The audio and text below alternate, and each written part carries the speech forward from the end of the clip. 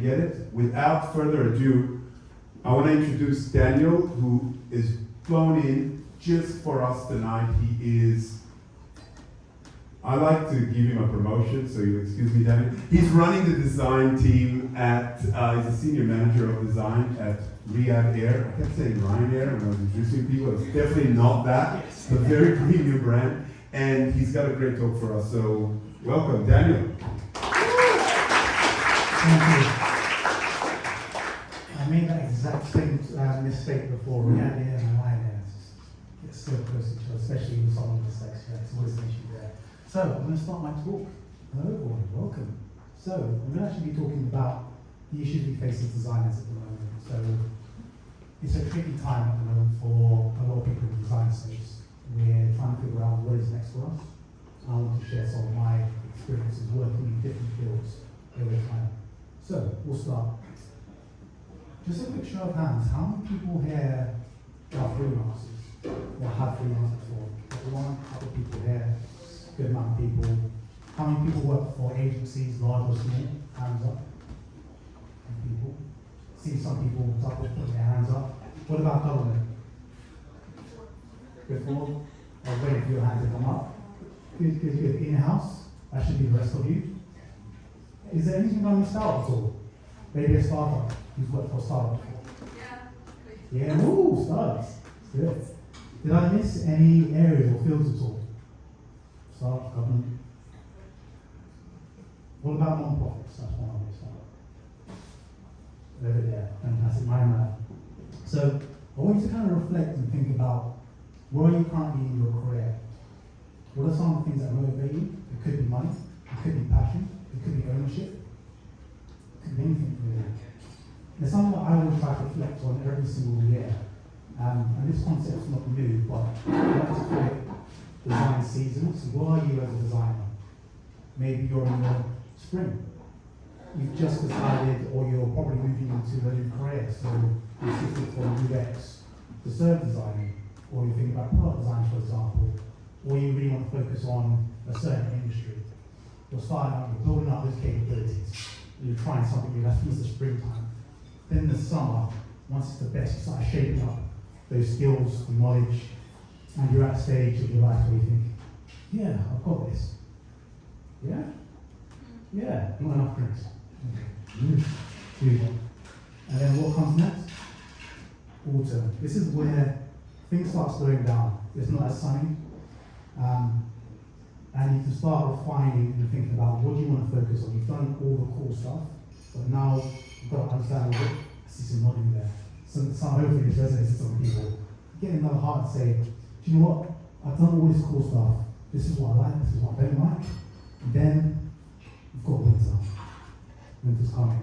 It's actually winter now. And usually mainly in Europe, it's cold, it's wet. Things usually stop. There's that time to reflect and think about what's next. What are you stopping, what are you starting? And this is usually a cycle. It's not every single year for designers. Sometimes it might be once a decade. Sometimes it might be every couple of years. This has been an ongoing thought every single year. Where are you in your career? And how do you want to grow as an individual, as a designer? So, let me introduce myself, finally. My name is Daniel Church, so I've been working as a service designer for about 12, 13 years now. I've been lucky enough to work for all these amazing organizations and many, many more. I think the last time I checked, it was something like 54 different organizations throughout my career, but more. For most of my career, I had a portfolio career where I could work for large organizations that make billions, and I help them make an extra million. I'd also be able to give back, get to work with startups, non-profits, and all the government, and sometimes even teach in schools, which is really lovely. I love ministry.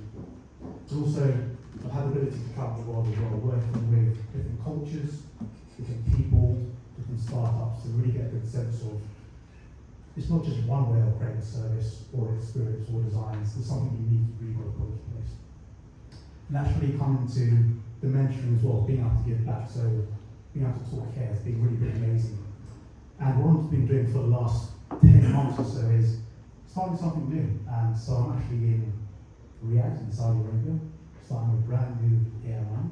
I can't talk too much about it. I've been told 101 times I can't talk about too much about React Air, or some people literally come over and chop my hands off. Terrible joke. Some people are laughing, there you go. But I can't talk too much about it. This is on social media, so I can share this. So this whole talk is really around reflection. Every single year, it says 2023, that's not a spelling mistake, I promise you. It's because I like to reflect every single year about what I've done, some of the challenges we faced, the successes as well as failures. And it all comes up to, we have to learn from our failures, the things that have impacted over time. Bad projects, bad clients, bad teams, bad work-life balance in general. So the road of discovery is not always easy. It's always a little bit messy, to be honest. And I think, show of hands here, does this really come true in your head where you worked on a project, you worked with a client, you worked with a team, and you think, wow, that project or that experience is a little bit, shit, to be honest. Don't usually swear, but I think this is a good time. Has anyone felt that before where they've worked on a really bad project? It's happened to me a few times. I've worked on so many projects, I've actually labelled it as anti-projects. So these are negative projects that have impacted the way I feel about working with certain clients, certain industries. And it's helped me really think about what are some of the things that feed my soul, that pay me money, but also where do I continuously grow when we think about the design season? Where am I? Am I in my spring, my summer, my autumn, my winter? So if I try and consider where I am all the time, that reflection is so key. And I've actually, as a service designer, I think I've said that before, I like to think about processes. So I'll put it into a little chart here where I think about if I'm going to start new projects, if I'm going to work in an organisation, if I'm going to do anything, there's a couple of key principles that I always think about. The first one is, does it align with my own personal beliefs? So I don't drink, I don't smoke, I don't believe in gambling. I'm not religious, but these are just some of the things I naturally believe in. If a project even touches those areas, leave me out of it, I'm not involved. The next part is really, do they really understand what value I bring to the organisation?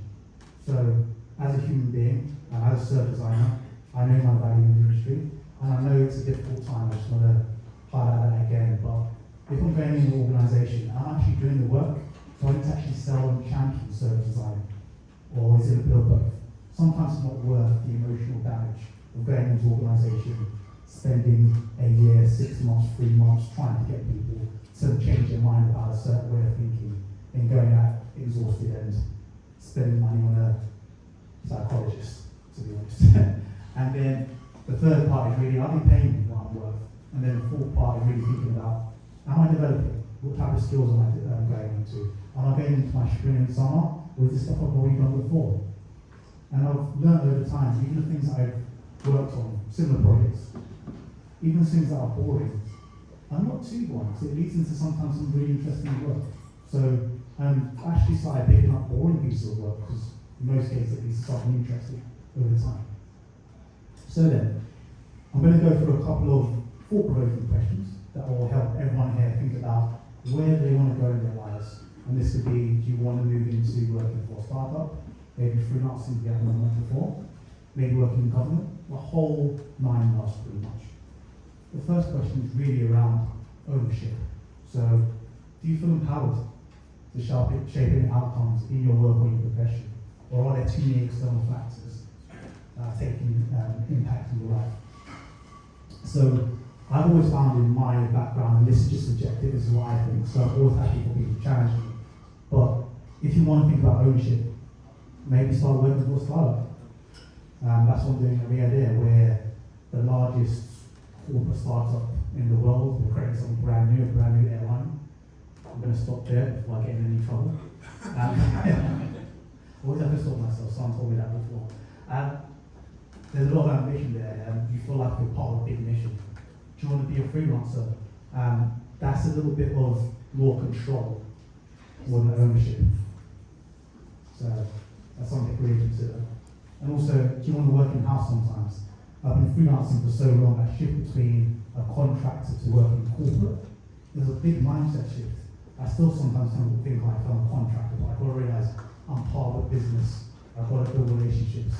I've got to do small talk, which is really hard for an introvert like me. So you've got to think about those elements there. Just something to consider. The next part is really around considering, I think this is about money. No, it's not. Are you satisfied with the level of flexibility you have in your current role, or do you crave more? So this is really focusing on flexibility and lifestyle. So find that balance there. And this is just subjective from my side of things.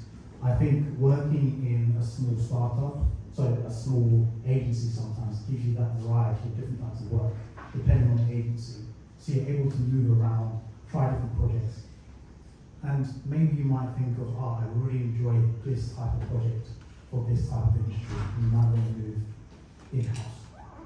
You might want to work in a startup, depending on a startup. There might be some flexibility there, so freedom to experiment and try new things. Another great thing about Riyadh Air, which I can talk about, is we have a lot of flexibility at the moment. There's not too much red tape at the moment, and I'll leave it there. And then also freelancing as well. There's a lot of freedom there. Having a portfolio career, being able to say no to certain big companies that would have said no to me 10, 15 years ago feels great because I know my value and who I want to pick as a client. We're in a different time now, so maybe that's not exactly the right thing to say, but moving on. There's also an element of basically, does the work you're doing align with your personal values? That's going to be important as well. So this is around your personal values and what you're interested in. So very similar to some of the other ones, but this focuses on doing work for a non-profit. So a lot of the work I did freelancing was around working non-profits and things that I believed in. I think some of the best stuff was a piece of work I did in Mexico when I was helping young people work on sustainability. That empowerment, supporting the next generation of designers, creators, local leaders think differently was really important. And being able to learn from other people was key as well. In-house probably offers something of a similar type of thing. So I mentioned there, and also started with freelancers. So I won't go into all the detail, but it is there as well. I've only got 15 minutes. And I believe this is the final section. Yes. Is your current compensation reflective of your values? So this is all about the money, which is also important as well. We all have to live, whether you're renting, whether you've got a family, for example. What's that look like? So is that lucrative to you? Work in large organisations, agencies, there's a good opportunity there. So people can want to reflect and try something different, try and go over there as well. So there's always two sides of careers. There's one expectation of it might be quite linear. So usually people move from a small agency or consultancy firm to a freelance or in-house, or they might go from a large corporation to a startup for whatever reason. But my life is a little bit more reflective where there's a whole matrix of going back and forth. I don't know where I'm going to be in 5 years' time, 3 years' time, maybe even a year's time, maybe even tomorrow if I say too much about the idea. But I'm going to stop that now. I think that just got a little bit old. That's pretty much it really. I've talked about this, actually written about some of these topics in more detail. So talking about my career path and how I pick purpose-led work there. So you can read it, it's not that interesting, just in case. So my name can pass it all over here. So you can take a picture of this, or actually I'll wait for people to take pictures first. Keep your cameras up, go take the pictures. Or you can just get an image of the deck. So this is the longer version, because there's a 20-minute version of this whole slide, so it's got more details there. More of the really interesting stuff that I didn't get to talk about. Thank you. Awesome, thank you. Any questions, thoughts, opinions? If you don't, share something I'll pick on you, or I'll... Was I wrong about anything at all? Chris has got his hand up. I don't know if he's stretching, but we'll pick on Chris. Hello, thank you. That was really insightful. It very much reminds me of the Japanese, and I always pronounce it correctly, ikigai or whatever it is, where it's the whole that intersection, that Venn diagram of you're trying to find something that you're good at, something that you can be well paid for, something that the world needs, and I always forget the fourth one. Maybe I just put it on my phone there. Needs, no, what you love. I find that through my career, which is getting longer and longer as the days go, it's always interesting to reflect on that, because often you take a role and you take that role because that's what's important to you at that time, the moves align and you don't, whatever. But it's to sort of look at that, and then sometimes, and I find it's usually after about 2 years or so, you tend to sort of, you see the pros and the cons of somewhere that you're working at. Then that's when you start to reflect and go, how do I feel about this thing? And I use that sort of thing, which is very similar to your framework there, on, where do I sit within that Venn diagram? I don't think you never get to truly the middle, or maybe some people can and they're very fortunate, but for me it's always pulled slightly to one side. But yeah, I think that very much resonates with me, what you were saying, so thank you. Thank you. Sure, has it been 2 years? Maybe you and I will be here. Sure. Yeah, I wanted to ask, because obviously I'm coming from a design recruitment perspective, right? So you've done all these amazing, wonderful things, right? But so from my understanding, typically the design route, you would always start an agency or consultant, right? Fast paced, you get to experience all different types of industries, gain more knowledge, and then you kind of move into that lovely in-house or client-side role where it slows a little bit, and then get to the point where you want to do your own thing, maybe go into the freelance route and so on from there. But which part really added the most amount of value to your career and got you to where you are today? I think it always starts at the beginning. It's a great question, Pete. It starts at the beginning where I worked for a large consultancy firm for quite a few years, where I was put through fires, I was putting together a lot of PowerPoints, which the client probably overpaid for in most cases. But being, if you know, you know. It was a bit of, it was a great experience at that time where I was exposed to so many different things. I wasn't ready for it. I had a lot of really smart people working around me. Some of them are mentors to this day that really got me in the mindset of, here's a wide picture of all different opportunities. Now start if you want to niche down when you're ready. I think the beginning of my career is really the good foundations of where I am now. So thank you. Nice. Leopold. Yeah, I was thinking about how do you manage the tension. Suppose, for example, you are working at a company that you like, and then suddenly you've been given a brief about alcohol, let's say. Right. And it's against your principles to work on alcohol, as you said. So, but you need the money, you like the job, so how do you manage that tension? That's a really good question. I think the answer I would have given 5 years ago to now would have changed. I think 5 years ago, which my hair would have been a bit shorter, would have been around, would have just been quiet, would have accepted it. One, because I wasn't exposed to extreme alcohol environment. I didn't know what I didn't know now. Now, I'll have an honest conversation about individual, and hopefully I'll respect them in terms of my decisions and what I believe in, or my values as well. The big issue is, yes, we need money, and there are some projects that we just have to do to pay the bills, really. But long term, sometimes when you work on a major project that could impact you, impact the planet, or impact people, what is the short term versus long term value exchange rate? Short term, you get some money, but long term, do you really feel good? You put out a product out there that's going to damage people. So that's just my personal belief. Now, my mindset's changed now, where I can go and have an honest conversation with people to say, this is not right for me, and hopefully they'll respect me. In most cases I've done that, and they've hooked back to say, fair game, we understand we'll find someone else within the business, because they know basically the quality of my work, if I don't believe in something, it's not going to get 100% out of me. So hopefully I answer your question.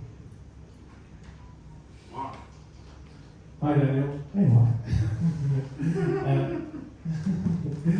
No, really good. I was listening intently, and I've had the pleasure of knowing you in a few of those different guises, a few of those different situations. So, interestingly then, so the element around compensation and pay, or seeing that as what you're worth, surely there's some other dimensions to that as well, in terms of not just the monetary reward of what you get in a role, but actually, and it being hard time, effort, the opportunity I get to work on, hopefully, and value I add, hopefully a monetary figure. What other ways would you see these sort of expressions of value that is worth considering, I guess, as people choose different roles, different gigs, different opportunities of career progression? That's a good question. So I have actually 3 other kind of reflective questions on here, but I knew I only had 15 minutes to talk about this. So some would be support. So where are you in your career? Do you need mentoring? Do you need leadership? So if you're moving from a head of or senior manager to you want to be a director, maybe you need that external support, so you might want to work in-house where you can develop those skills. It might be a level of meaning as well. So there's a whole load of different things in the slide there, which is probably a little bit more expansive. That's a really good question. Oh yeah, I got a question now. It's funny, everyone that's asking questions I know, so it's not good sign. There we go. Silent support. There we go. I saw briefly on one of your slides you talked about communication, and I'm just wondering, because you've worked with such a range of companies, right? How do you set the expectation of what you so your set expectation of the role and the perceived expectation of the employee, what they're expecting you to do? How do you set that expectation and balance? Because I'm guessing they will have seen your portfolio and be like, it's going to do this amazing stuff, but you might be very dedicated in one area. How do you kind of manage that conversation or communicate it? Fantastic. So I think that goes back into the anti-projects I talked about, the negative projects there. If there's characteristics, I kind of stay away from them. Communication is part of the key in a lot of the projects I've worked in. They're really complex, they're different stakeholders, they've got different egos, there's baggage usually. If you do something wrong, there's always going to be some type of hidden intention to get rid of you in some way. But to go back to your question, the communication is always continuous. It's just resetting and making sure that you align expectation, especially when you're a contractor or you work for an agency, you're working for a client. Things are always changing within that organisation, and you're not always privy to all that information. And someone that's moved from contractor to corporate, I found the other side of things where we're moving very quickly as a startup, as a corporate startup, should I say, and we can't always communicate with our delivery partners. So we have to make sure that we create continuous communication. So finding the time, finding the space to have those own conversations at a fast-paced environment where you have to deliver is always key. Telling people that we don't think we're going to be delivering on time for X, but I've got a plan B and C, is better than at the last minute, oh no, we missed our budget, our time, our scope, and then you realize you're being overbooked. Hey mate, back here. Hey, London. Question for you is, can you talk about side gigs? So for example, if you're focusing your career and making a decision because you want to make this product is interesting, but you also want to be able to balance doing something on the side that might be more creative or make more money. Can you talk about how you can make that work in your career as doing 2 or 3 things at once? So it all depends on what stage of life you are, so situational. So a lot of my career was having a portfolio, so pretty much that, working with large organizations, but doing the things that pretty much fed my soul or interested me in some ways. It didn't really pay the bills, but I had 70% of my time I was doing really high paid ticket stuff, because I had the skills luckily. Our some of the situations depends on where you are, so I have got no kids. I'm lucky enough to have a property or 2. I'm in a good place, so I can take more risks. But if I have kids, if I've got other dependencies, I'm going to have to rethink that. There's also an element of giving yourself some time to play. And when it comes to the interesting stuff, not over leveraging or over focusing on the interesting stuff straight away, especially when it doesn't pay the bills. I'm going to be boring now and talk about finances, but I always think about burn rate, how much money you have, how much money you're spending over time. Margin of safety, so every single month, how much money can you actually save from your expenses? I forgot the third one, burn rate, margin of safety, and something else. Runway, there we go, runway. So how much money you've got saved up as well. I've always thought about those 3 key elements when I think about doing fun things as well as getting things that pay the bills. Hope that helps. Hi. Hey, Hi there. I want to ask you a question. What was the biggest challenge on what the phone product? I can't talk about that on camera. We'll talk afterwards. That was many years ago, actually. I don't remember exactly what the project was. I've worked with Vodafone on a few projects, but we'll catch up later on. Any other questions before we go on to our next speaker? Does anyone want to talk about Riyadh Air? Okay, another round of applause. Thank you.